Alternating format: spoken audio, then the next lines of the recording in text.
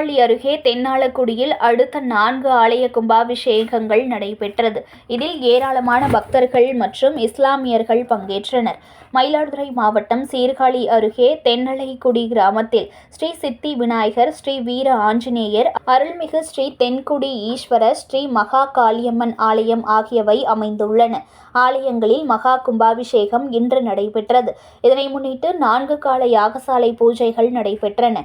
யாகசாலையில் புனித நீர் அடங்கிய கடங்கள் வைத்து சிறப்பு யாகங்கள் நடைபெற்றன. காலை 4ஆம் கால யாகசாலை பூஜைகள் நிறைவடைந்தது. இதனைத் தொடர்ந்து மகா பூர்ணாகதி செய்யப்பட்டது. தொடர்ந்து மங்கள வாத்தியங்கள் முழங்க புனித நீர் அடங்கிய கடங்கள் ஊர்வலமாக எடுத்து வரப்பட்டு கோபுர கலசங்களுக்கு ஊற்றி மகா கும்பாபிஷேகம் நடைபெற்றது. இதனையடுத்து மூலவருக்கு சிறப்பு மகா அபிஷேகம் செய்யப்பட்டது. ஏராளமான பக்தர்கள் சுவாமி தரிசனம் செய்தனர் மற்றும் இஸ்லாமியர்களும் பங்கேற்றனர்.